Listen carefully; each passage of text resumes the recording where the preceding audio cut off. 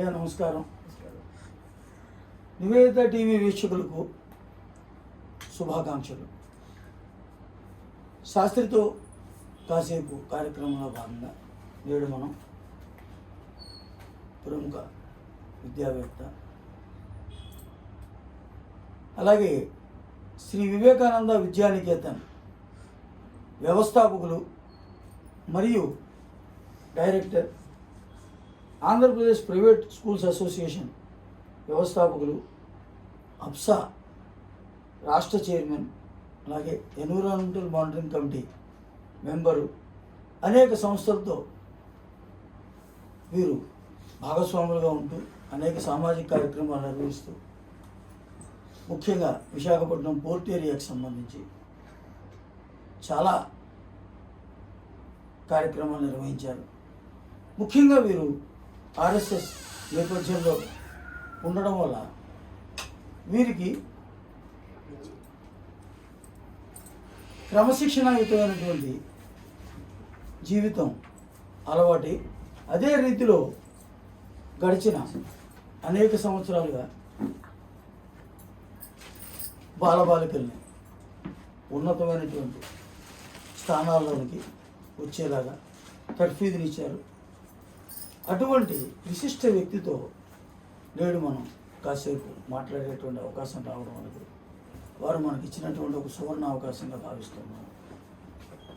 అయ్యా మూర్తి గారు, చాలా సంతోషం అండి. ఇవాళ మా నివేదిత టీవీ వీక్షకులు మీ యొక్క ఈ చర్చాగోష్ఠిని చూడడం అన్నది ఒక రకంగా మాకు చాలా సంతోషదాయకం. ఎందుచేతనంటే అనేక రంగాల్లో ఉన్నటువంటి వివిధమైన వ్యక్తులు మేము ఇంటర్వ్యూ చేసి ప్రజలకు అందించేటువంటి ప్రయత్నం చేస్తున్నాం. దాంట్లో భాగంగా అపారమైనటువంటి అనుభవం ఉన్న మీలాంటి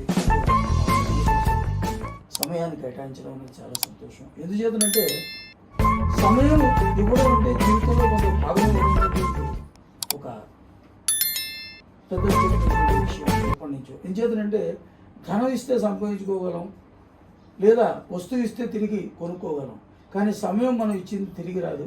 కానీ ఈ అతి ముఖ్యమైనటువంటి మనం గడిపే ఈ సమయం అనేక మందికి జ్ఞానప్రాప్తిని మీ అనుభవం ద్వారా వారికి అనేక రకాలైనటువంటి విషయాలపైన అవగాహన కలగజేస్తుందని భావిస్తూ, మొట్టమొదటిగా మీ యొక్క నేపథ్యం గురించని మా వీక్షకులు వివరించాలని కోరుతున్నాను.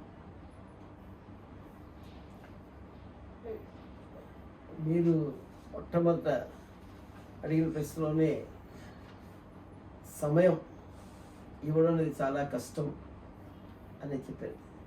అది వాస్తవం అయినప్పటికీ కూడా చిన్నతనం నుంచి కూడా సమాజ కళ్యాణం కోసం, సంఘ కార్యం కోసం రోజుకి ఒక గంటైనా ఇవ్వడం అనేది నేను చిన్నప్పటి నుంచి విన్నటువంటి, నేర్చుకున్నటువంటిది, ఆచరించినది.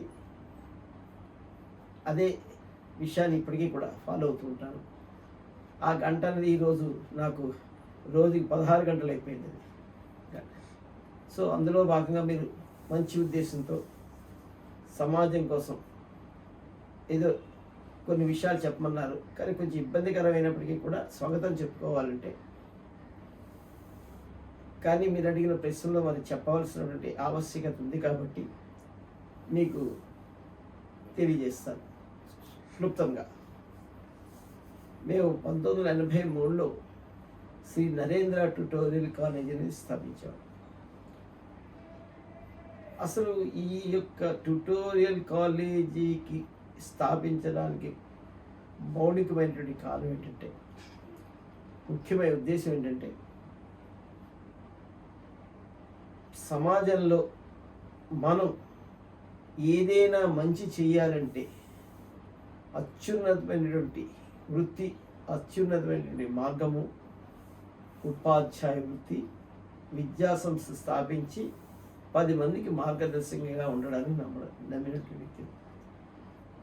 ఇది ఎందుకు వచ్చిందంటే, మా అమ్మగారు నాకు ఒక పద్యం చెప్తుండేవారు చిన్నప్పుడు. అన్నదానము గొప్పదనవచ్చు కానీ జాములో అది అరిగిపోతుంది. వస్త్రదానము గొప్పదే కానీ సంవత్సరం తర్వాత జీర్ణమైపోతుంది. గృహదానము కూడా గొప్పదే కానీ కొద్ది కాలానికి కూలిపోతుంది. భూదానము కూడా ఉత్కృష్టమైనదే కానీ అది ఇతరుల పాలవుతుంది. తరిగిపోక కరిగిపోక చిరిగిపోక శాశ్వతంగా మనిషికి తోడుండేది ఏంటంటే విద్య అని మా అమ్మగారు నాకు అనేకమైన హితోపదేశాల్లో ఈ పద్యము నాకు చాలా బాగా నచ్చినటువంటి పద్యం. సో మనం చదువుకుని ఉద్యోగం రాక నిరుత్సాహపడి వేరే మార్గాలు వెళ్ళడం కన్నా మనం ఇలాంటి ఉపాధ్యాయ వృత్తిని ఎందుకు స్వీకరించకూడదు అనే పట్టుదలతోటి ఈ యొక్క నరేంద్ర ట్యుటోరియల్ కాలేజీ స్థాపించారు. ఈ నరేంద్రుడు అని పేరు పెట్టడానికి గల కారణం కూడా చిన్నప్పటి నుంచి కూడా వివేకానందుని పట్ల ఆసక్తి ఎక్కువ. నాకు అనేకమైన విషయాలు ఆయన పుస్తకాలు చదివి నేర్చుకున్నాం. సంఘంలో సమాజంలో తిరిగి వాటిని అన్వయించుకొని ముందుకు కొనసాగడం జరిగింది. సో వివేకానందుడి యొక్క మొట్టమొదటి పేరు నరేంద్రుడు. ఆ నరేంద్రుడు అనే నరేంద్ర ట్యుటోరియల్ కాలేజ్ అనేది స్టార్ట్ చేయడం జరిగింది. అది కాలక్రమేణా నరేంద్రుడు వివేకానందుడిగా ఎలాగ మారాడో 1986లో మాస్ నరేంద్ర ట్యుటోరియల్ కాలేజీని కూడా Ambaprasad Tejaswi, head of the Vasishtashramam from Bengaluru, ఆయన ఒక సందర్భంగా మా స్కూల్కి అతిథిగా వచ్చి ఆయన నరేంద్ర ట్యుటోరియల్ కాలేజీని వివేకానందగా మార్చు, వివేకానంద విద్యానికేతన్గా మార్చు అని సలహా ఇవ్వడం జరిగింది. వారి యొక్క ఆశీస్సులతో, వారి యొక్క సలహాతో ఎందుకు అలా మార్చమన్నారు అని అడిగినప్పుడు నరేంద్రుడు వివేకానందుడు ఎలా అయ్యాడో ఈ నరేంద్రుడు కూడా వివేకానందుడు వెళ్తాడు, వివేకానందుడు గొప్పగా ఎలా ఎదిగాడో ఈ సంస్థ కూడా అంత గొప్పగా ఎదగాలని సద్భావంతో నీ ఆశయాలకు తగ్గట్టుకుండా ఎదుగుతుంది, అలా మార్చమని చెప్పడం జరిగింది. ఆయన చెప్పిన విధంగానే మేము 1986లో నరేంద్ర ట్యుటోరియల్ కాలేజ్ నుంచి వివేకానంద విద్యానికేతన్గా మార్పు చేసి ఈ యొక్క విద్యా సంస్థని అలాగా నిస్వార్థంగా మేము బ్రతుకుతూ 10 మందిని బ్రతికిస్తూ సమాజ కళ్యాణంలో కోసం పాటుపడుతూ విద్యాభివృద్ధిలో మా వంతు పాత్ర నిర్వహిస్తూ అనేకమైన ఉన్నతమైన ఫలితాలు సాధిస్తూ ఈ యొక్క విద్యారంగంలో ఎంచుకున్నటువంటి దాన్ని ఇదే అత్యుత్తమైనటువంటి ప్రొఫెషన్ కాబట్టి దీనికోసం మనం ఏదైనా చెయ్యాలి అనే పట్టుదలతో అప్పుడున్నటువంటి పరిస్థితుల్లో కొంతమంది సహచరులతో అసోసియేషన్స్ అప్పుడు పూర్వకాలంలో మెట్రికులేషన్ ఉండేది. ఆ మెట్రికులేషన్ ఆంధ్ర యూనివర్సిటీ మెట్రికులేషన్ ఉండేది. అది ఫస్ట్ స్టాండర్డ్, సెకండ్ స్టాండర్డ్, అలాగే sub junior metric, first standard, pre matric అనేది ఉంది. ఆ మెట్రిక్ పరీక్షలకు తరఫీదిస్తూ మొట్టమొదట ఈ యొక్క విద్యాలయంలో పరీక్షలు నిర్వహించడం జరిగింది. అందరూ కూడా చాలా మాకు యూనివర్సిటీ రికార్డు మరి నాడు నేడు కూడా ఎవరు చెరపలేరని మొన్నే తెలిసింది నాకు. ఇంద్రగంటి శారదని మా ఒక విద్యార్థినికి ఇంగ్లీష్లో 100కి 100 మార్కులు వచ్చినటువంటి తెచ్చాం. ఆ అమ్మాయికి అంత కష్టపడి వచ్చింది. అది ఒక ఆనందకరమైన విషయం. ఆ రకంగా విద్యాలయాన్ని స్థాపించి ముందుకు వెళ్ళడం జరుగుతుంది. దీంట్లో అనేకమైన తర్వాత అనేక కార్యక్రమాలు, అనేక సమస్యలు, అనేకమైన పోరాటాలు చేయడం జరిగింది. ఇది మొట్టమొదటి కార్యక్రమం. చాలా సంతోషం. చాలా గొప్ప విషయం చెప్పారు మీరు.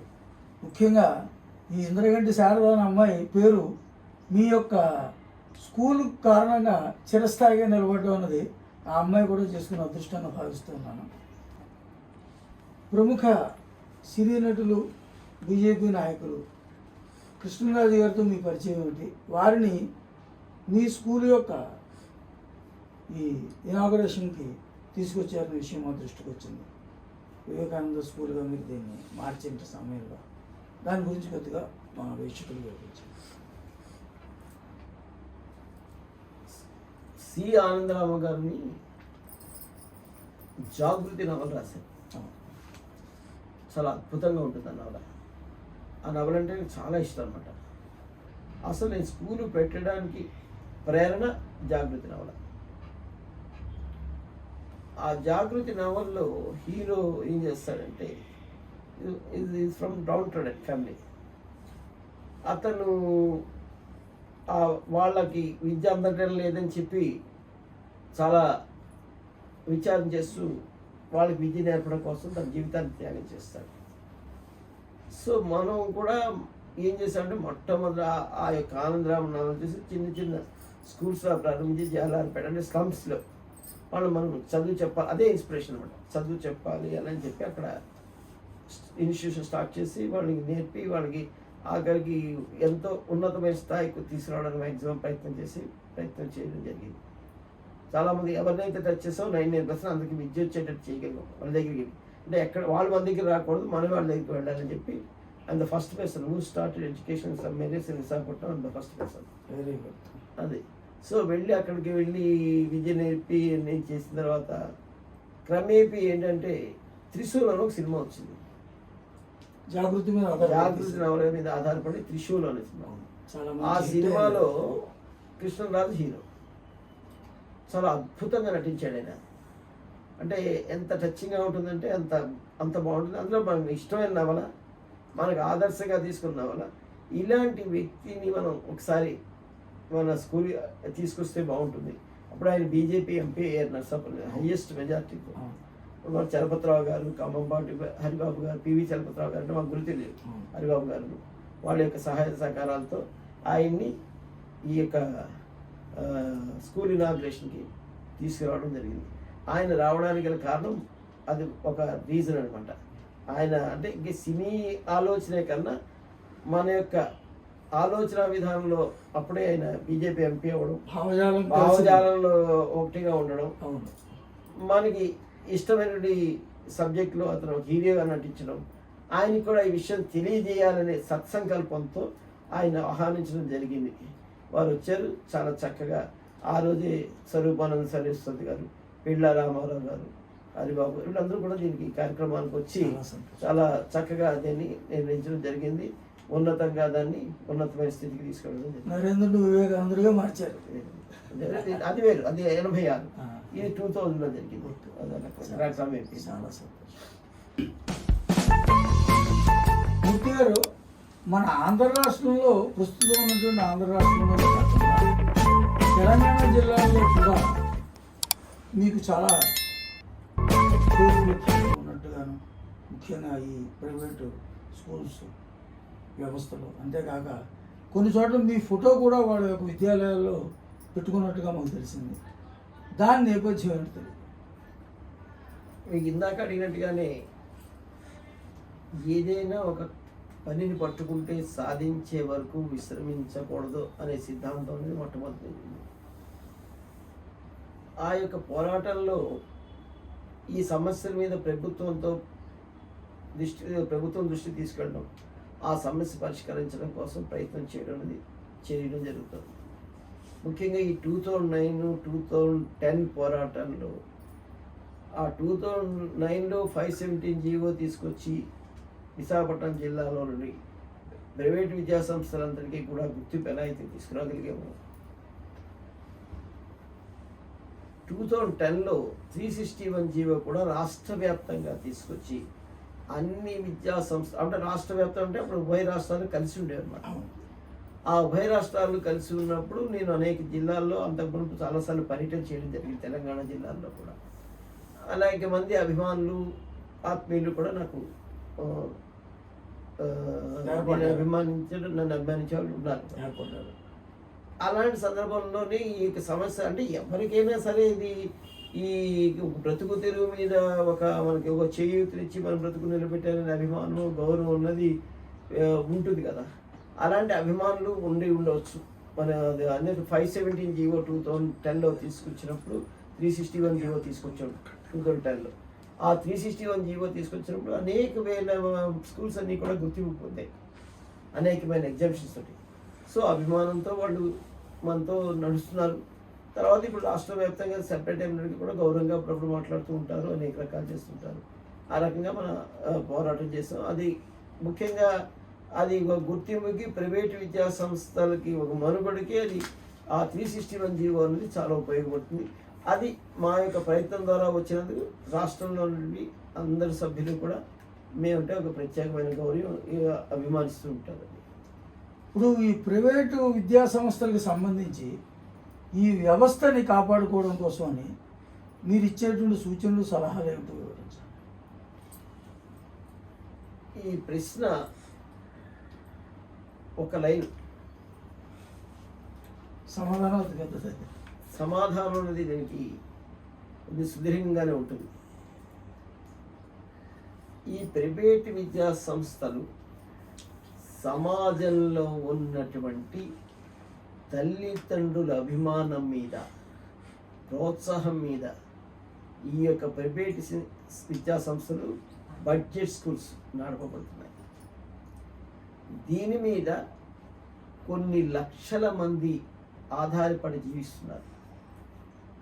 ఈ విద్యా సంస్థలందరూ అన్నీ కూడా ఉపాధ్యాయ వృత్తి అంటే ప్రేమతో, అభిమానంతో, గౌరవంతో ఎంచుకునే వృత్తి.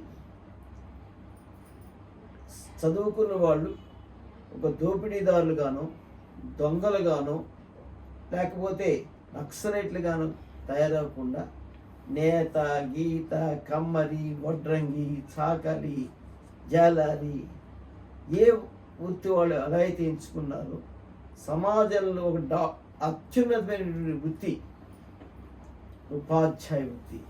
వీళ్ళందరినీ డాక్టర్ని, ఇంజనీర్ని, లాయర్ని తయారు చేసే, సైంటిస్ట్ని, సాఫ్ట్వేర్ ఇంజనీర్స్ని తయారు చేసే వృత్తి నుండి ఈ యొక్క ఉపాధ్యాయ వృత్తి ఎంచుకున్నాం. ఇది గౌరవప్రదమైనది. మేము బ్రతుకుతూ 10 మందిని బతికిస్తున్నాం. దీంట్లో ఎవరి దగ్గర నుంచి నయా పైసా ఆశించడం లేదు.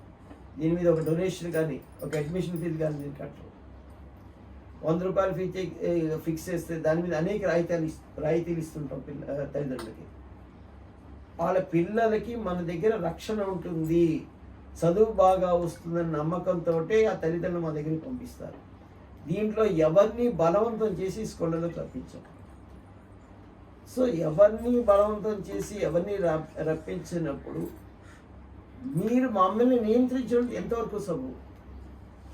ఈ విషయాన్ని ప్రభుత్వాలు ఆలోచించాలి. నియంత్రణ ఎంతవరకు ఉపయోగపడాలి? ఒక సర్టిఫికెట్ ఇవ్వడం వరకు ఉపయోగపడాలి. మీరు ఇచ్చిన కరికులం సక్రమంగా జరుగుతున్నా లేదా, పరీక్షలు ఉత్తీర్ణులు అవుతున్నారా లేదా అన్న దాని వరకు ఉపయోగపడాలి. మీరు మాకు ఏ రకమైన చేయూతనివ్వకపోగా అడుగున ఆంక్షలతో, వేధింపులు ఇబ్బందులకు పాల్చేస్తున్నారు. ఏమిటి అంత అవసరం వచ్చింది? ఏం తప్పు చేసాం? మీరు బంగారాన్ని పండించండి, వాళ్ళకి పెట్టండి, వాళ్ళు ఇష్టమైతే తింటారు. ఎప్పుడు కూడా ఇవి పేరెంట్స్ చాయిస్లో ఉండాలి. విద్యాసంస్థలే కాదు, ఏదైనా సరే పీపుల్స్ చాయిస్ మానేసి, ఇప్పుడు స్టార్ హోటల్ ఉంటుంది, పక్కన రోడ్డు మీద హాకర్స్ టీ స్టాల్ పెట్టుకుంటాడు. నువ్వు స్టార్ హోటల్లోనే టీ తాగాలంటే ఈ హాకర్ పరిస్థితి ఏంటి? నేను స్టార్ హోటల్కి వెళ్ళి కెపాసిటీ నాకు హాకర్ దగ్గర టీ నచ్చుతుంది, సో నేను అది తాగుతాను. సో ఎంతవరకు దీన్ని వాళ్ళని ఉపయోగించుకోవాలో, ఎంతవరకు వీళ్ళని ఇది చేయాలో అంతవరకు చేస్తే బాగుంటుంది. రోజుకో రకమైన జీవోలు. అసలు ఈ వ్యవస్థనే తీసేద్దామనే ఆలోచన ఎప్పుడు అలా ఆలోచించకూడదు. ఏ వ్యవస్థలోనైనా చిన్న లోపాలు ఉంటే వాటిని సరిదిద్దుకోవడానికి ఆస్కారం ఇవ్వాలి. అవి సమాజ కళ్యాణం కోసం పాటు చేస్తున్నప్పుడు అయ్యో వీళ్ళకి ఈ సహాయం మనం చేసి ఎంతవరకు ఉపయోగపడుతుంది, దానికోసం చట్టాలు చేయాలి. ఈ వ్యవస్థను తీసేయడానికి చట్టాలు చేయకూడదు. ఈ వ్యవస్థకి ఏ రకంగా సహాయం మనం చేయాలి. ఏదైనా సమాజం మంచి కోసం చేస్తున్నప్పుడు మీరు చేయుతున్నారు. ఉదాహరణకి మీరు టీచర్కి జీతాలు 30,000 గవర్నమెంట్ స్కూల్ టీచర్స్లో మీరు ఇవ్వాలంటారు. ఇవ్వడానికి మేము వ్యతిరేకం కాదు, కానీ మా దగ్గర రావాలి కదా. 100 రూపాయలు కట్టివాడు ఉన్నాడు, 200 కట్టివాడు ఉన్నాడు, 1000 రూపాయలు కట్టివాడు ఉన్నాడు. దాన్ని బట్టి అక్కడ ఆ యొక్క లొకాలిటీని బట్టి డిపెండ్స్ ఆఫ్ ది ఫైనాన్షియల్ బడ్జెట్స్ని బట్టి అక్కడ ఫీజు ఫిక్స్ చేయడం జరుగుతుంది. సో నువ్వు ఇంత తీసుకో, ఇంత ఫీజు తీసుకోండి, ఇంత జీతం ఇవ్వంటే ఎలా ఇవ్వగలుగుతారు? సో మీకు ఇవ్వాలి సరదా ఉంది, మేము 10,000 ఇవ్వగలం, మీరు 30,000 ఇవ్వాలన్నారు, 20,000 సబ్సిడీ ఇవ్వండి. 20,000 సబ్సిడీ ఇచ్చి మీరు ఆదుకోండి, మేము కాదంటే కదా. లేదు మేము 100 రూపాయలు మేము ఫీజు ఫిక్స్ చేసాం, 100 రూపాయలు పుచ్చుకోవడానికి వీళ్ళు 50 రూపాయలతో మీరు స్కూల్లో మిగతా 50 రూపాయలు సబ్సిడీ ఇవ్వండి. మీరు ఇవ్వకపోగా లేకపోతే మీరు అన్నీ డిక్టేట్ చేస్తుంటే రెంట్ ఇవ్వాలి, కరెంట్ బిల్లు కమర్షియల్గా కట్టాలి, బిల్డింగ్ ట్యాక్సెస్ కమర్షియల్గా కట్టాలి, టీచర్ల జీతాలు ఎంత ఇవ్వాలంటే ఎక్కడి నుంచి తీసుకొస్తారు? మళ్ళీ పేరెంట్స్ మీదే పడినాయి. ఫీజులు పెంచకూడదు, ఫీజులు పెంచాలి. అసలు ఈ బడ్జెట్ స్కూల్స్ ఫీజులు పెంచే ఉండేవాడు ఓ నామినల్గా ఉంటాయి ఫీజెస్ అన్నీ కూడా. So according to their budget they run the schools. వాళ్ళు ఏం తప్పు చేయటం లేదే, తల్లిదండ్రులు ఎవరిని ఫోర్స్ చేయటం లేదే. మా దగ్గర చదువు బాగోలేకపోయినా వాళ్ళే పట్టుకెళ్తారు. నేను ఇన్ఫ్రాస్ట్రక్చర్ ఫెసిలిటీస్ ఇన్ని ఉండాలి అంటే మొన్నదాకా జ్ఞానం మీకు వచ్చేప్పుడు చదువు చెప్పలేదు మీ ప్రభుత్వ స్కూళ్ళకు. అలాగే వాళ్ళకి అప్పుడు రాలేదు, దాంట్లో ప్రభుత్వ స్కూళ్ళకి రాలేదు, అలాగే వీటికి వచ్చారు. ఎంతవరకు వీళ్ళు ప్రొవైడ్ చేయగలరు అంతవరకు వాళ్ళు ప్రొవైడ్ చేస్తారు అకార్డింగ్ టు దేర్ బడ్జెట్. ఎవరు కూడా పిల్లలకి అన్యాయం చేయాలని చూడరే. అందులో ఫర్ 2020 మార్చి 8-18 నుంచి స్కూల్స్ మూతపడ్డాయి. 2 సంవత్సరాలు 2020 మార్చి 18 నుంచి స్కూల్స్ మూతపడ్డాయి. 2 సంవత్సరాలు స్టూడెంట్స్ మన 2 జనరేషన్స్ కోల్పోయాం. ఒక్క నయాపై ఆదాయం లేదు స్కూల్స్కి. నువ్వు ఫీజు కలెక్ట్ చేయకూడదు. ఫీజు ఎవరు కట్టివాడాడు, పేరెంట్ వచ్చి కట్టిస్తున్నాడు మాకు ఫీజు కలెక్ట్ చేయకూడదు. ఒకవేళ పొరపాటున ఏమైనా కట్టి నువ్వు 70% కలెక్ట్ చేయి, దాన్ని కూడా యాక్సెప్ట్ చేసాం. కట్టివాడు లేడు, వచ్చేవాడు లేడు. ఈ టీచర్స్ ఎవరుంటారు? మీరే మా దగ్గర నెలకు వచ్చిన ఆదాయంతో వాళ్ళు టీచర్లు ఇస్తాం, 1-2 నెలలు మెయింటైన్ చేస్తాం, లేదా 3 నెలలు మెయింటైన్ చేస్తాం, ఇంకా మోతుబారైతే 6 నెలలు మెయింటైన్ చేస్తాడు. సంవత్సరాలు టీచర్స్ పర్టికులర్ ఎవరుంటారో ఎవరు మానేస్తారో ఎవరికి తెలుస్తుంది. నువ్వు టీచర్స్ స్కూల్ రన్ అవుతున్నప్పుడు ఆ క్లాస్కి తగ్గట్టుగా ఒక 10 క్లాసులు రన్ చేసి 10 మంది టీచర్లను చూపించడానికి ఆస్కారం ఉంటుంది. 10 క్లాసులు ఉంటాయా, ఒక క్లాసు ఉంటుందా, 2 మిగిలేరా, 3 మిగిలేరా, అసలు వస్తారా రారా? వాడు ఫీజు కట్టి మా దగ్గర ఉంటే కదా మా క్లాస్ అనేది జరిగితే కదా వాడు వస్తారు. అందరికీ దాని తగ్గట్టు నువ్వు రోజు ఆ రిపోర్ట్ ఇవ్వు, ఈ రిపోర్ట్ ఇవ్వు, నీ డేటా ఇవ్వు. ఇన్ని రకాలైనటువంటి విషయాలన్నీ కూడా మీరు అడుగుతుంటే 49 మంది చనిపోయారండి ప్రిన్సిపాల్స్. 11 మంది ఆత్మహత్య చేసుకున్నారండి. దీని గురించి ఎవరైనా ఆలోచన చేశారా? ఎందుకు ఆత్మహత్య చేసుకున్నారండి? పెద్ద విద్యాసంస్థలు జీతాలు ఇవ్వలేక, బిల్డింగ్ రెంట్స్ కట్టలేక, తర్వాత ఇన్స్టాల్మెంట్స్ కట్టుకోలేక, ప్రతి వాళ్ళు ప్లాన్ చేసుకుంటారు కదా. స్కూల్ అయితే మీకు వచ్చే ఆదాయంతో మీరు ప్లాన్ చేసుకోవట్లేదా? మీరు ప్లాన్ చేసి నా కూతురు పెళ్లి చేసుకోవాలి, నా కొడుకు చదువు చెప్పించాలి, లేకపోతే ఇల్లు కొనుక్కోవాలి, కారు కొనుక్కోవాలి, బియ్యం కొనుక్కోవాలి, పప్పు కొనుక్కోవాలి, ఉప్పు కొనుక్కోవాలి, లేకపోతే ఇది కొనుక్కోవాలి, ఇది చేయాలి. వాళ్ళకి ఫెసిలిటీస్ ప్రొవైడ్ చేయడం కోసం ఒక బస్సు కొను, ఒక వ్యాన్ కొను, లేదా ఫర్నిచర్ లోన్కి అప్పు తీసుకును. ఈ రకంగా వాళ్ళు డెవలప్ చేస్తున్నప్పుడు సడన్గా ఆదాయం లేదు. వీళ్ళు ఇన్స్టాల్మెంట్ ఎలా కడతారు? ఇంట్లో తినడానికే తిండి లేదు, వీళ్ళు ఆస్తులు సంపాదించలేదు. బడ్జెట్ స్కూల్స్ వాళ్ళు ఎవరు కూడా వీళ్ళని రాసి రంపాను పెట్టేసి వ్యవస్థనే తీసేద్దాం అనుకోండి. చాలా పెద్ద పొరపాటు. అది ఎవరు ఆలోచించినా సరే ఈ ప్రశ్న మేము ఎవరైనా అడుగుతాం. పిఎంఏనా, సీఎంఏనా, ఈఎంఐనా, XYZ అయినా ఎంత తప్పు అండి? ఇది ఈ వ్యవస్థ ఏం తప్పు చేస్తుంది? జూద గృహాలు నడుపుతున్నారా వీళ్ళు ఏమన్నా, లేకపోతే ఇంకో పని చేస్తున్నారా? వాళ్ళు అందరు వాళ్ళ వీళ్ళు ఇది చేశారు. ఆ విద్య కంపల్సరీ దీంట్లో ఇది లేదు, విద్య వ్యాపారం చేయలేదండి. చదువుకున్న వాళ్ళంతా కూడా ఏం చేస్తున్నారు? సర్టిఫికేట్స్ పెట్టడం లేదా? చదువుకోకుండా డాక్టర్ చదువుకున్నారు, డాక్టర్ MBBS సర్టిఫికేట్ ఇచ్చినా కూడా అతను డాక్టర్ని కూర్చోబోతున్నారు. లాయర్ చదువుకున్న లాయర్ ఏ చదువుకున్నప్పటికీ కూడా ఏ గవర్నమెంట్ ఉద్యోగంలో సర్టిఫికేట్ తాగడ పెడితేనే ఇది విద్య తాగడ పెట్టినట్టు కదా, విద్యను అమ్ముకున్నట్టు కదా. విద్యను అమ్ముకోవడం మన యుగాల నుంచి తరతరాల నుంచి ఉన్నటువంటి వ్యవస్థ ఇది. ద్రోణాచార్యుడు మరి తన విలువ నేర్పితేనే కదా కుటుంబ పోషణ డబ్బు ఇచ్చారు. సాందీప మహాముని ఏం చేశాడు? తన గురుకులంలో గురుదక్షిణ వల్లే కదా తన కుమారుని బతికించుకోగలిగాడు. అసలు గురుకులాలైనా ఇట్సెల్ఫ్ ఇస్ ప్రైవేట్ ఇన్స్టిట్యూషన్స్ కాదండి.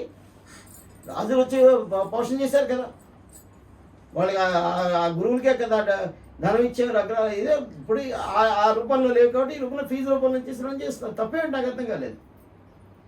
ఈరోజు లిటరసీ రేట్ పెరిగిందంటే ఈ ఇన్స్టిట్యూషన్ వాళ్ళు కాదా? మంచి చేస్తున్నారు కాబట్టి చేత సహకరించండి. ఎక్కడో bus accident school recognition cancel. పొరపాటున ఒక టీచర్ ఒక స్టూడెంట్ని కొడితే ఆ స్టూడెంట్ స్కూల్ రికగ్నిషన్ క్యాన్సిల్. ఆవేశాలు లేకపోతే స్టూడెంట్ కాంపిటీషన్ ఒకళ్ళు పొరపాటుని జరిగి ఉండొచ్చు. టీచర్ ఐ హ్యాండెడ్గా స్టూడెంట్స్ మిస్చీఫ్ చేస్తే ఆ టీచర్ దెబ్బ విచారణ లేదు దానికి. ఎలక్ట్రానిక్ మీడియాలో చూపించారంటే ఆ స్కూల్లో అన్యాయం జరిగిపోయింది. ఎక్కడ జరగట్లేదండి. ఆర్టీసీ బస్సు యాక్సిడెంట్ అయితే ఆర్టీసీ ఇదంతా క్లోజ్ చేసేస్తున్నారా? యాక్సిడెంట్ అయింది ఎందుకు జరిగింది? Accident is accident. Nobody will do it with intention. So దానికి అనేక పారామీటర్స్, దానికి అనేక రకాలైన ఇది ఉంటాయి. సో మీరు మాకు గుర్తింపు ఇచ్చారు. దేనికోసం ఇచ్చారు? సర్టిఫికేట్ వాల్యుయేషన్ కోసం ఇచ్చారు. అంతవరకు మీరు ఇచ్చేయండి. సో దీన్ని మీరు నమ్ముకు బ్రతుకుతున్న వాళ్ళు 10 సంవత్సరాలు, 30 సంవత్సరాలు, 40 సంవత్సరాలు బట్టి నమ్ముకు బ్రతుకుతున్న వాళ్ళని ఏ రకంగా వెళ్ళిపోతారు? ఏం తప్పు చేస్తున్నారు వీళ్ళు సమాజంలో? నువ్వు క్వాలిఫైడ్ స్టాఫే కావాలి. నిజమే క్వాలిఫైడ్. ఏమి దీంట్లో చదువుకున్న డాక్టర్లు అవ్వలేదా? ఇంజనీర్లు అవ్వలేదా? సైంటిస్టులు అవ్వలేదా? పోలీస్ ఆఫీసర్స్ అవ్వలేదా? విదేశాలకు వెళ్ళలేదా? సాఫ్ట్వేర్ ఇంజనీర్ అవ్వట్లేదా? మన భారతదేశం యొక్క గొప్పతనం ఎంతవరకు పైకి తీసుకొచ్చారు? సో మీరు ఆలోచించవలసిన ఆ విధానం. మీరు ఇచ్చిన పరీక్షకి తరఫీదు సక్రమంగా ఇస్తున్నారా లేదా అది ఆలోచించండి. ఏ రకంగా చేయూతనివ్వాలి, విద్యాసంస్థను కాపాడాలి. ఇంతమంది చనిపోతే ఇంతమంది టీచర్స్ ఒక్క రూపాయి ఇచ్చేవాళ్ళు లేదే. టీచర్స్ కూడా మీరు ఏ రకంగా మీరు మాట్లాడతారు? మీరేనా అడిగే సహకరిస్తున్నారా? లేదా మేనేజ్మెంట్స్ అయ్యో అద్దెలు ఎలా కడుతున్నారు, వీళ్ళంతా ఎలా బతుకుతున్నారు మీరు ఎప్పుడైనా ఆలోచించారా? వీడికి ఒక పిఎఫ్ ఉండదు, ఒక పెన్షన్ ఉండదు, ఒక మెడికల్ ఎయిడ్ ఉండదు, ఒక వ్యాక్సినేషన్ కార్డు ఉండదు, ఏమి ఉండదు వీళ్ళకి. వీళ్ళు ఎలా బతుకుతారు? ఇనిషియల్ దట్ పోలీసు అసలు కమర్షియల్ యాక్టివిటీకి మీద మీరు ట్యాక్స్ వేస్తారు. కమర్షియల్గా లేనే లేదు కదా. 18 సంవత్సరాలు 18 నెలలు బట్టి కమర్షియల్గా లేదు. నార్మల్గా ట్యాక్స్ కలెక్ట్ చేయండి, నార్మల్గా కరెంట్ ఫీజు కలెక్ట్ చేయండి. అది కూడా మీరు మాకు రాయితీ ఇవ్వలేదు. సో ఎవరిని నేను విమర్శించాలి కాదు, ఈ యొక్క ధోరణిలో ఆలోచించాలి. వీళ్ళు ఎలా ప్రొటెక్ట్ చేయాలి, వీళ్ళు మంచి చేస్తే ఈ వ్యవస్థే కాదు, ఏ వ్యవస్థ సమాజాన్ని మంచి చేస్తే ఆ వ్యవస్థను మనం ప్రొటెక్షన్ ఇవ్వాల్సిందే. ఆ వ్యవస్థ ప్రొటెక్షన్ ఇచ్చినప్పుడే సమాజం ముందుకు వెళ్తుంది, స్వేచ్ఛగా మనిషి జీవించగలుగుతాడు. దినదినగండం 100 ఏళ్ళ ఆయుష్. ఎప్పుడు ఉంటామో తెలియదు, ఎప్పుడు ఇదైపు సహజంగా వచ్చి మరణాలు అసహజ మరణాలు ఎక్కువైపోతున్నాయి. సో ఈ విధానాన్ని గురించి ప్రభుత్వం ఆలోచించాలి. విద్య అనేది మ్యాండేటరీయా ఆప్షనల్? మ్యాండేటరీ అన్నప్పుడు have to give more options. Mandatory అన్నప్పుడు నువ్వేం చేయాలి? మోర్ ఆప్షన్స్ ఇవ్వాలి. వాళ్ళందరూ అందరికీ ఈక్వ ఆపర్చునిటీస్ అందుతాయి. ఆబ్లిగేటరీ కాదు కదా. మ్యాండేటరీయా ఆబ్లిగేటరీయా? వెన్ ఇట్స్ ఆబ్లిగేటరీ అసలు ఆప్షన్స్ ఇవ్వట్లేదు, ఇష్టం లేకపోతే పోతాడు. మ్యాండేటరీ అన్నప్పుడు have to give more options. Options ఇచ్చినప్పుడే కదా వాడు నచ్చిన చదువుకుంటాడు. ఒక అమ్మాయి ఆప్షన్స్ లేకుండా నువ్వు రిస్ట్రిక్ట్ చేసేసి ఒక అబ్బాయిని రిస్ట్రిక్ట్ చేసేస్తే ఎలా అవుతుంది? Sir this people's choice. మీరు డెవలప్ చేసుకుని మీ స్కూల్ ఆహ్వానిస్తున్నాం, మీరు చాలా అద్భుతంగా చేస్తున్నారు, ఎవరు కూడా చేయనంత చక్కగా చేస్తున్నారు, సంతోషం. కానీ ఈ వ్యవస్థను పాటు చేయకండి. మీరు ఇంకా కొత్తగా రూల్స్ అని కొత్తగా పెట్టిన స్కూల్స్కి ఇచ్చుకోండి మీరు. బట్ ఇంతకాలం చేయండి. ఈ వ్యవస్థలో ఉన్న వాళ్ళని వీళ్ళందరినీ తీసేద్దామంటే వీళ్ళందరూ మేము రికగ్నేషన్ మీకు 10 సంవత్సరాలు ఇచ్చాము, మేము 3 సంవత్సరాలు చేసేస్తాం. పర్మనెంట్ రికగ్నిషన్ ఇవ్వండి, వాళ్ళు బ్రతుకుతారు. లేదు వాళ్ళకే ఆ ఇన్స్టిట్యూషన్ అవి క్లోజ్ అయిపోతాయి. మీరు దానికి ప్రేరణ కాకండి. ఆ ఇన్స్టిట్యూషన్ క్లోజ్ అవ్వడానికి మీరు కాకుండా చూసుకోండి. విద్యలో మేము నేర్పుకోవడానికి మాకు తగ్గ స్వేచ్ఛ ఇవ్వండి. కరికులం డిజైన్ చేయండి ప్రాపర్గా. లేకపోతే మేము డిజైన్ చేసుకుంటాం, మాకు విడిచిపెట్టండి. మీరు ఒక ఎగ్జామినేషన్ పెట్టిన ఎగ్జామినేషన్ మేము తరఫీదు ఇచ్చుకుంటాం. పుస్తకం అంతా బైహార్ట్ చేసి ఇస్తారు. లేదా కోసం ఏంటి బుక్కిష్ నాలెడ్జ్ ఈజ్ ఇంపార్టెంట్. లేకపోతే మీరు రాయట్లేదా very very important, very very very important. అందుకే ఇంపార్టెంట్ నాలెడ్జ్ లెసన్ మీద కాన్సెప్ట్. లెసన్ మీద knowledge is important. We prefer that. ఆ లెసన్ మీద నాలెడ్జ్ ఉండాలి తప్ప very very very very important questions కాదు. వెరీ వెరీ ఇంపార్టెంట్ కదా ఎప్పుడు అలాగే వెళ్ళిపోతాడు. ఇంపార్టెన్స్ లేకపోతే అలా ఉండిపోతాడు. సమాజంలో మనం ముందుకు వెళ్తున్న కొద్దీ ఏ రకంగా వెళ్ళాలి, ఏ రకంగా మంచి చేస్తున్నప్పుడు చేయుతున్నారు వాళ్ళ విషయం ఆలోచించండి. ఒక మీకు ఆట స్థలం లేదు, ప్రొవైడ్ చేయండి. ఒక అసెంబ్లీ నియోజకవర్గం 2-3 ఆట స్థలాలు ప్రొవైడ్ చేయండి. పిల్లలు ఆడుకోవడానికి అవకాశం కల్పించండి. Is it not your fundamental responsibility? ఇప్పుడు ఈ రోజుల్లో నేను 1 ఎకరా ఆట స్థలం పెట్టాలంటే పెట్టగలుగుతానండి. లేకపోతే విలేజెస్లో 2 ఎకరాల ఆట స్థలం కావాలంటారు, పెట్టగలరండి వాళ్ళు? రాజశేఖర రెడ్డి గారు మహానుభావుడు ఇండోర్ గేమ్స్ అవకాశం ఇచ్చారు. ఇదే హినోస్ ప్రాక్టికల్లీ. జీవోఎంఎస్ 98 తీసుకొచ్చి చక్కగా ఇండోర్ గేమ్స్ ఆడించండి, ఏదో యోగా నేర్పండి, లేకపోతే షెట్లు ఆడించండి. సో దట్ ఎంతవరకు రీచ్ అవ్వాలో అంతవరకు రీచ్ అవుతారు. ప్రాక్టికల్గా చాలా కష్టం. నేను అదే సందర్భంలో సార్ ఆయన దగ్గరికి వెళ్ళినప్పుడు ఇలాగ 1000 గజాల ఆట స్థలం కావాలని అంటే ఓఎస్టీ ప్రభాకర్ గారు ఉండేవారు. రాజశేఖర గారు పిలిచి ఏంటంటే మూర్తి గారు ఏదో చెప్తున్నారు, ఏంటి ఈ ప్రాబ్లం అంటే వాడికి 1000 గజాలు ఆట స్థలం ఉండాలంటే అంత గుర్తింపు రద్దు చేస్తాను. 1000 గజాలు ఆట స్థలం ఉంటే స్కూల్ ఎందుకు పెట్టుకుంటాడు, అపార్ట్మెంట్ కట్టుకుంటాడు కదా అన్నాడు. అపార్ట్మెంట్ కట్టుకుంటాడు. సో వాళ్ళకి అది జరిగే విధానం ఆలోచించి, అది చట్టాలు కూడా రూల్స్ కూడా జీవోలు కానీ ఏదైనా ఉంటే ఫ్లెక్సిబిలిటీ ఉన్నారు, ఫ్లెక్సిబుల్గా ఉపయోగపడేట్టుగా చేయాలి. వీళ్ళని తీసేద్దామని జీవో తీసుకురాకండి, వీళ్ళకి ఈ రకమైన చేయుతిద్దాం. మేము ఇన్ని హాలిడేస్ ఇవ్వండి, ఇన్ని ఇది చేయండి అనట్లేదు. మీరు చదువు చెప్పుకుంటాం బాబు రోజు అంతా మీరు ఇది చేస్తుంటే మీరు మాకు అలాంటి అవకాశం ఇవ్వాలి. ఇలాంటి పాండమిక్ సిచ్యువేషన్స్లో కూడా సజెషన్ నెంబర్ ఆఫ్ ఇష్యూస్. ఇలాంటి పాండమిక్ సిచ్యువేషన్స్ ఎలా డీల్ చేయాలంటే మేము ఏం చెప్పామంటే అవరికి 10 మంది స్టూడెంట్స్ అలా వచ్చారు ప్రతి ఇన్స్టిట్యూషన్కి. అవరికి 10 మంది డైలీ 6 అవర్స్ 8 అవర్స్ టైం ఇవ్వండి. చక్కగా కోవిడ్ నిబంధనలు గురించి ఆ 10 మందికే చెప్తాం. చక్కగా మీరు 3 మీటర్లు 3 అడుగులు దూరం ఉంటారు, మీరు 5 అడుగులు 8 అడుగులు దూరంలో కూర్చోబెట్టి చెప్తాం. మేము కష్టపడదాం, రోజుకి 8 అవర్స్ కష్టపడి 80 మంది చదువు చెప్పగలం. సో 2 రోజులు 3 రోజులు ప్రతి స్టూడెంట్ టచ్ అవుతుంది కదా సబ్జెక్ట్. సో పేరెంట్స్ కూడా హ్యాపీగా ఉంటారు కదా, స్టూడెంట్ కూడా డివైట్ అవుట్ కదా, ఈ జనరేషన్కి రాదు కదా. ఒక మీరు ఆన్లైన్ క్లాసెస్ కానీ బాధ్యత కన్నా ఎంత పర్సెంటేజ్ రీచ్ అవుతున్నారు, ఎంత పర్సెంటేజ్ అసలు సెల్ ఫోన్లు ఎంతమంది ఉన్నాయి, నెట్ ఎంతమందికి ఉంది, ఎంతవరకు దానికన్నా ఇది ఉపయోగపడుతుంది కదా. ఒక 10 మందికి మీరు కూర్చోబెట్టి చదువు చెప్పితే ఈరోజు 1 గంట 10, ఇంకో గంట 10, కొన్ని రోజు 40 మంది అనుకోండి. కనీసం 3-4 రోజులు ప్రతి 3-4 రోజులు కొన్ని సబ్జెక్ట్ టచ్ అవుతుంది, పర్సనల్గా ఉంటుంది, ఇంటరాక్షన్ ప్రాబ్లం. తల్లిదండ్రులు దానికి ఇష్టపడతారు. స్కూల్ కంటే మందుతో పంపించకపోవచ్చు కానీ దీన్ని పంపించే ప్రతి తల్లిదండ్రులు ఎంతోమంది రిక్వెస్ట్ చేస్తుంటారు అలాగా. సో ఇవి బతుకుతాయి, వాళ్ళు బాగుంటారు, ఇది విద్యా వ్యవస్థ కూడా బాగుంటుంది. ఈరోజు ఇంత పర్సంటేజ్ ఉందండి, ఈ ఇన్స్టిట్యూషన్స్ కాదండి. సో మేము ప్రభుత్వాన్ని మేము అంటాను రోజుకో రకమైన జీవోలు తీసుకున్నాకండి. మాకు రికగ్నేషన్ ఇచ్చినప్పుడు ఏ రకంగా ఉన్నాయో ఆ రకంగా మాలో కొన్ని లోపాలు ఉన్నాయి. మేము 100% 100% ఉత్తమాలు మేము చెప్పకపోవచ్చు. ఎటువంటి లోపాలు, మీరు 8 అడుగుల డిస్టెన్స్లో స్టూడెంట్ కూర్చోబెట్టాలంటే మేము కూర్చోబెట్టలేం. అలాంటి లోపాలు ఉంటాయి మా దగ్గర, అంతేగాని మిగతా లోపాలు ఉండవు మా దగ్గర. మీకు 1000 గజాలు ఆడిస్తాను అంటే 1000 గజాలు ఉండదు, 300 గజాలు 400 గజాలు ఉంటుంది. మీరు 20x40 క్లాస్ రూమ్ కావాలంటే అంత ఉండదు, 20x12x15 ఇలాంటి క్లాస్ రూమ్స్ ఉంటాయి. సో ఇలాంటి లోపాలు ఉంటాయి తప్ప మా దగ్గర. దానికి మీ బీఈడీ ఉండాలి, టెట్ క్వాలిఫైడ్ అంటే టెట్ వాళ్ళు ఉంటారు మా దగ్గర. బీఈడీ ఉన్నవాడు మా దగ్గర ఎందుకు ఉంటారండి? సరిగ్గా మీ పరీక్షల్లో నోటిఫై చేస్తారు, వాడు వెళ్ళిపోతుంటాడు. మధ్యలో టీచర్ అప్పుడు అవును ఏ గ్రాడ్యుయేషన్, ఇంజనీరింగ్ గ్రాడ్యుయేషన్, లేకపోతే సైన్స్ గ్రాడ్యుయేషన్ తీసుకుని ఆ సైన్స్ పాటలు మ్యాథ్స్ చెప్పించుకుంటాం. పూర్తిగా మానేసి పూర్తిగా టీచర్ లేని అలా కూర్చున్నాం, పిల్లల భవిష్యత్తు ఏం అయిపోతుంది. ఎవరిని పెట్టి మేము మానిటరింగ్ చేసుకుంటూ మనం చదువు చెప్తాం. మరి తల్లిదండ్రులు దాన్ని యాక్సెప్ట్ చేశారే, వాడికి మంచి రిజల్ట్స్ వస్తున్నాయి, వాడి హై స్టాండర్డ్స్ తోనే ఉన్నారే, చాలా ఉన్నతంగా ఉన్నారే. ఇలాంటి వ్యవస్థని కాపాడాలి. మీకు ఇబ్బంది లేని, మీ నుంచి ఏమి ఆశించండి, వాళ్ళు బ్రతుకుతున్నది మీరు ఇబ్బంది పెట్టకండి. ఎవరికి హాని కాదు, తల్లిదండ్రులు ఎవరిని మోసం చేసింది ఏం లేదు. మీరు ఇండినేషన్ దట్ ఇంక కొత్త టీసీ లేకుండా ఏ క్లాస్కైనా జాయిన్ చేసేసుకోండి. అదే ఇది మొదలు కానీ టీసీ లేకుండా జాయిన్ చేసుకోండి. మీరు పుస్తకాలు ఇచ్చారంటే జాగ్రత్త. అమ్మ పెట్టదు అడుగు తినలేదు, పిల్లలు పుస్తకాలు ఇవ్వకపోతే రోడ్డు మీద అనకపోతే మైసూర్ రెడ్డి గారు హోమ్ మినిస్టర్గా ఉన్నప్పుడు ఇదే సమస్య. Text books, government text books private విద్యార్థులకు ఇవ్వకూడదని ఒక జీవో తీసుకొచ్చారు. మేము దాని మీద పోరాటం చేసాము. కోట విజయభాస్కర్ రెడ్డి గారు సీఎంగా ఉండేవారు, పోరాటం చేసిన మైసూర్ రెడ్డి హోమ్ మినిస్టర్. మేము కోట విజయభాస్కర్ రెడ్డి వస్తూనే మేము ప్రోగ్రామ్ ఆపేస్తా ఉన్నాం. ఆ మైసూర్ రెడ్డి వాళ్ళంతా మీద అరెస్ట్ వారెంట్తో వచ్చారు, సర్క్యూట్ హౌస్కి తీసుకెళ్ళారు.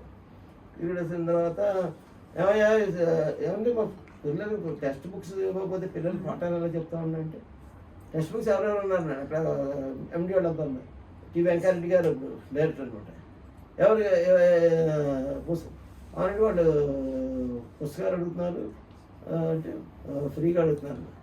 ఏమయ్యా ఫ్రీగా అడుగుతుంది? మేము ఫ్రీగా అడగలేదు సార్, పుస్తకాలు మార్కెట్లో పెట్టి ఇదివరకులాగా అమ్మమన్నారు.